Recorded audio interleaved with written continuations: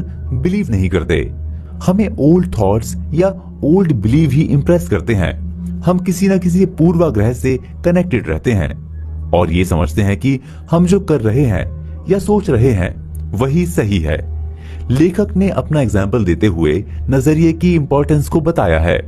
एक बार जोसेफ ने पुनर्जन्म पर एक आर्टिकल लिखा। जहां जोसेफ मर्फी का लेक्चर होने वाला था, वहां के चर्च के बुक काउंटर पर यह आर्टिकल पैम्फलेट के रूप में सेल के लिए रखा गया था। वहां इस पैम्फलेट का सेल स्टार्टिंग में बहुत कम हुआ क्योंकि काउंटर पर जो सेल्स गर्ल थी वो पुनर्जन्म के कॉन्सेप्ट के अगेंस्ट थी। तब जोसेफ मर्फी ने उसे बताया कि बाइबल की एक स्टोरी के बेस पर मैंने ये लिखा है।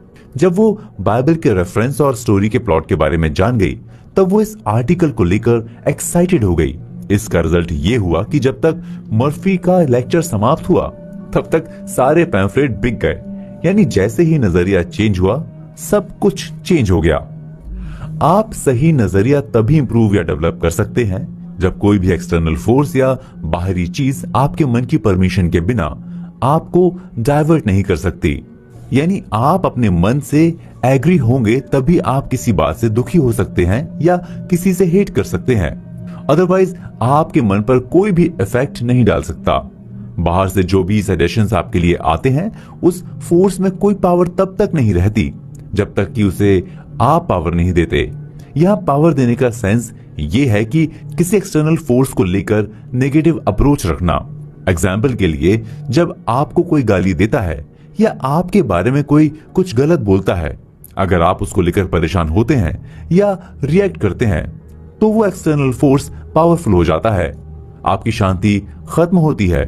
आप एक्सटर्नल फोर्स के बारे में ही सोचने लगते हैं और उसी के अकॉर्डिंग आप अपना नजरिया रखते हैं। महात्मा बुद्ध ने कहा कि जब कोई आपको गाली देता है, अगर आप उस पर कोई रिएक्शन नहीं देते हैं तो गाली जिसने दी होती है उसी के पास चली जाती है, क्योंकि आपने उसे एक्सेप्ट ही नहीं किया बल्कि उसे इग्नोर किया। यानी आपके नजरिए का अप्रोच आपके पास है, उस पर आपका कंट्रोल है, तो आप एक्सटर्नल फोर्स से अफेक्टेड नहीं होंगे। कोई भी जब एक्सटर्नल फोर्स से अफेक्टेड नहीं होगा तब उसके मन से सारे डर, सारे डाउट्स निकल जाएंगे। वो अपने लक्ष्य से डाइवर्ट नहीं होगा और कंसंट्रेशन के साथ अपना काम करता जाएगा। ऐसे में उसे सक्सेस को अचीव करने से कोई नहीं रोक पाएगा और ना ही किसी प्रॉब्लम की वजह से वो अपने सपनों से दूर जाएगा। इसलिए आपको ये फील करना होगा कि आप अपने थॉट्स के ओनर हैं। सब कुछ आपके कंट्रोल में है। इमोशंस थॉट्स के अकॉर्डिंग चलते हैं और इमोशन से ही इमेजिनेशन और डिवाइन फीलिंग्स का कनेक्शन होता है। और अगर आपका थॉट्स ही गलत है या आपके नजरिए पर किसी एक्सटर्नल फोर्स का प्रेशर है और आप उसी से कंडक्ट होते हैं, तब आपके लिए आपका नजरिया इंप्रेसिव नहीं रह पाता। इसका सेंस ये है कि आप अपनी बैड सिचुएशंस के जिम्मेदार यानी रिस्पॉन्सिबल आप खुद ही हैं। आप अपने आप से सवाल कर सकते हैं कि क्या आप दूसरों के बारे में गलत सोचते हैं। अगर आप ऐसा करते हैं तो आप इसकी एनालिसिस करिए। आपको पता चल जाएगा कि आपके मन में नेगेटिव इमोशंस का फोर्स ज्यादा है और ये फोर्स आपकी हेल्थ और वेल्थ दोनों के लिए डेंजर है।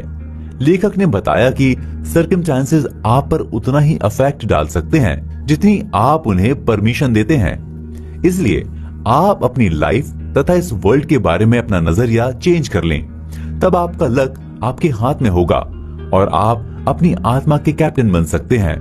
डिसिप्लिन और कंट्रोल इमेजिनेशन के बेस पर आप अपने इमोशंस के भी बॉस बन सकते हैं और इससे आपका सेल्फ बिलीव स्ट्रांग होगा। कल्पना और नजरिया। पिछले चैप्टर में हमने नजरिए के बारे में डिस्कस किया था। इस चैप्टर में हम नजरिए की इंपॉर्टेंस के बारे में डिस्कस करेंगे। जैसा कि लास्ट के कई चैप्टर्स में सेल्फ बिलीफ को स्ट्रांग बनाने के लिए लेखक ने इमेजिनेशन की इंपॉर्टेंस को मार्क किया है। लेकिन अगर आपका नजरिया ही गलत है तो इमेजिनेशन का क्या रोल होगा? इमेजिनेशन कितना आपके सेल्फ बिलीफ को स्ट्रेंथ देगा? एग्जाम्पल के लिए, यदि आप अपने किसी फ्रेंड के बारे में सोचते हैं कि वो झूठा है, चीटर है, करप्ट है, तब आपके मन में किस तरह के इमोशंस क्रिएट होंगे? आप पाएंगे कि आप अपने फ्रेंड को लेकर नेगेटिविटी के इमोशन से भरे होते हैं। और अगर आप इसके ऑपोजिट नजरिया रखते हैं तब किस तरह के इमोशंस क्रिएट होंगे? तब आप